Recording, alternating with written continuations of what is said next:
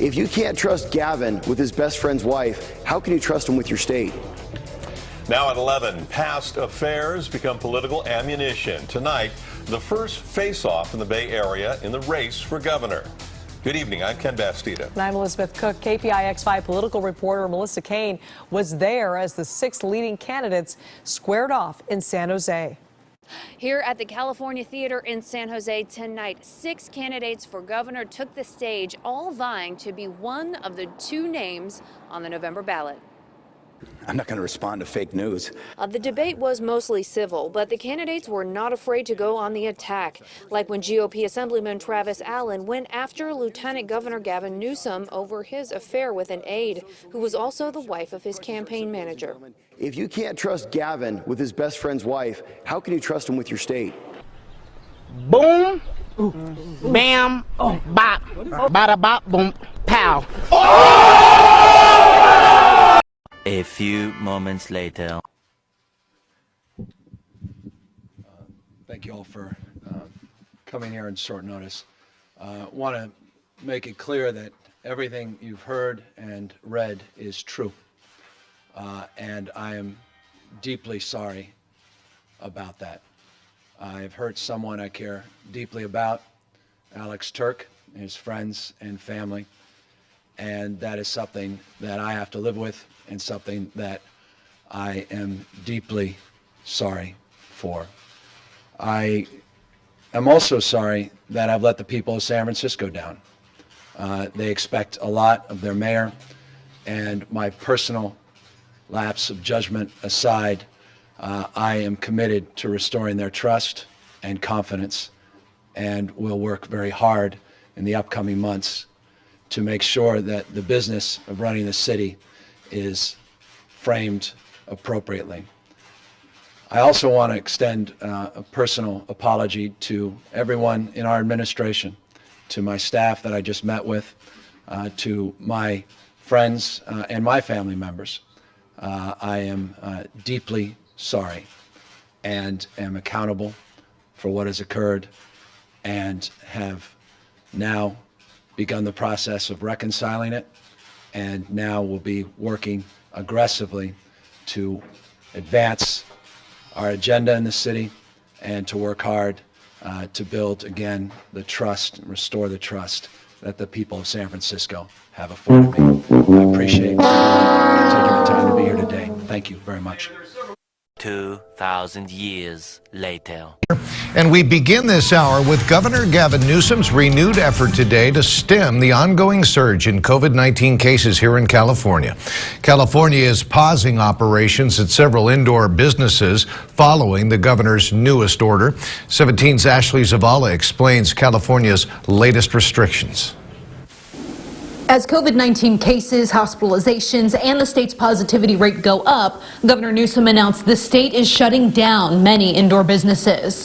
Restaurants, bars, wineries, museums, zoos, card rooms, and movie theaters must close their indoor operations in 19 counties for 3 weeks. Those counties are on the state's community spread watch list. That's 72% of California's population. This doesn't mean restaurants shut down. It means that we're trying to take the activities, many activities as we can, these mixed activities, these concentrated activities, and move them outdoors. The governor also announced state beach parking lots in Southern California and in the Bay Area will be closed to try to keep hundreds of thousands of people from congregating over the holiday weekend. State health officials urging Californians to avoid gathering with people they don't live with and recommending communities affected by the shutdowns to cancel fireworks shows. That if we want to be independent from COVID-19, we have to be much more vigilant in terms of maintaining our physical distancing. Meanwhile, sitting down, I should have stood up and walked back, got in my car and drove back to my house. Instead, I chose to sit there with my wife and a number of other couples that were outside the household. You can quibble about the guidelines, et cetera, but the spirit of what I'm preaching all the time was contradicted, and I got to own that. And so I want to apologize to you because I need to preach and practice, not just preach and not practice. And I've done my best to do that. We're all human. We all fall short sometimes. Tonight, while Governor Newsom is telling all of us to have Thanksgiving dinner outside, he's facing some new fallout for that fancy birthday dinner party he went to at the French Laundry. KPIX5's Joe Vasquez on the new photos and the new questions they raise. As COVID-19 cases continue to spike, small businesses like this one continue to struggle, which is why the governor continues to catch grief for his recent dinner decision. I know everybody's imperfect, and I don't expect him to be, but at this time, he really needed to step up and be that example for us. Trisha Cajo is a private chef in San Mateo. She says she was disappointed by the governor's participation in a recent birthday party at the French Laundry, a Napa Valley restaurant, one of the most expensive on the West Coast. He's implemented rules that we would gladly follow, but I don't think he's setting the best example.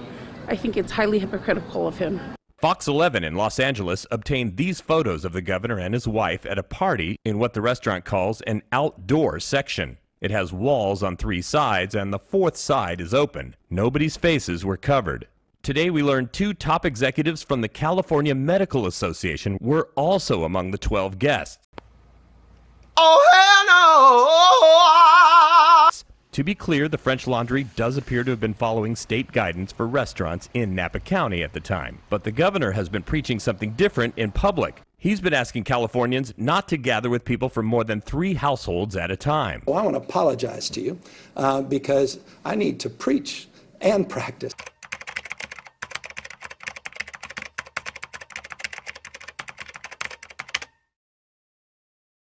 I just think it's very poor judgment. Harmeet Dillon is a Republican California committeewoman, an attorney who says business owners have been emailing her today very upset about the governor's actions. I've had Californians write to me desperate about the schools being closed, about their business, which was already on its knees, now having the boot of the state on its neck. Yet, for Gavin Newsom, it's like Mardi Gras or something. A devastated Los Angeles mother confronted California Governor Gavin Newsom in the charred ruins of her Pacific Palisades neighborhood, demanding answers as wildfires continue to devastate the city. "Governor, that was my daughter's school," shouted Rachel Dervish as she chased Newsom, questioning his response to the crisis. Captured by Sky News, the confrontation grew heated as Dervish pressed him about water shortages that left fire hydrants dry. Newsom claimed he was calling President Biden for federal help, but insisted he had no cell reception when Dervish demanded proof. I've tried 5 times, that's why I'm walking around to make the call. Why is the president not taking your call? But the mother wasn't satisfied, asking, "Why was there no water in the hydrants, Governor? Is it going to be different next time?" Newsom promised change, but admitted, "I'm doing everything I can." Criticism of Newsom's leadership is mounting, with President-elect Donald Trump slamming him on Truth Social, calling the fires his fault, and accusing him of prioritizing worthless fish over water supply infrastructure. Trump demanded Newsom allow water from Northern California to flow freely, claiming now the ultimate price is being paid. Newsom dismissed Trump's remarks, accusing him of politicizing the tragedy. "Families are torn apart, people are fleeing, and this guy wants to make it political," he told CNN. Meanwhile, the fires have burned nearly 30,000 acres across Los Angeles County, destroying homes, schools, and churches, and leaving families desperate for answers. Calls for accountability grow louder as Newsom and Mayor Karen Bass face backlash over dry hydrants, slow evacuations, and what many are calling an uncoordinated response to a disaster spiraling out of control. Governor, can you just clean this up and fix it and move on, at least? Will that happen? I don't know. You know, these guys are entrenched in what they do. And I think I agree with Justine, it's time for something new. It doesn't have to be an R, it doesn't have to be a D.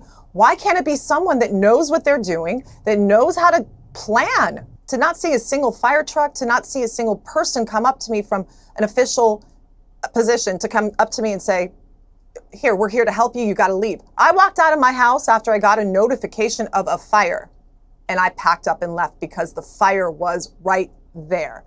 On my way down, I didn't see a single fire truck coming to help me. Wow. I did not see a single, but that's not their fault, Jesse. It's not their fault. The orders come from the top, you know that. We're not here to bash the fire department. They're doing the best they can. It's the leadership. One of the things I want to investigate rapidly, because I've never seen anything to this extent, the train that's being built between Los Angeles and San Francisco is the worst managed project I think I've ever seen, and I've seen some of the worst. billions and billions, hundreds of billions of dollars over budget. In fact, I read where you could take every single person that was going to go on the train and get the finest limousine service in the world and take them back and forth with limousines, and you'd have hundreds of billions of dollars left over. It is the worst thing, and we're going to start an investigation in that because it's not possible. I built for a living, and I built on time, on budget. It's impossible that something could cost that much. And now it's not even going to San Francisco, and it's not going to Los Angeles. They made it much shorter. So now it's at little places way away from San Francisco and way away from Los Angeles. No, we're going to start a big investigation on that because I've never seen anything like it. Nobody has ever seen anything like it. The worst overruns that there have ever been in the history of our country. Finn is reporting live from Los Angeles on this. You sat down with the U.S. Attorney. What did you learn?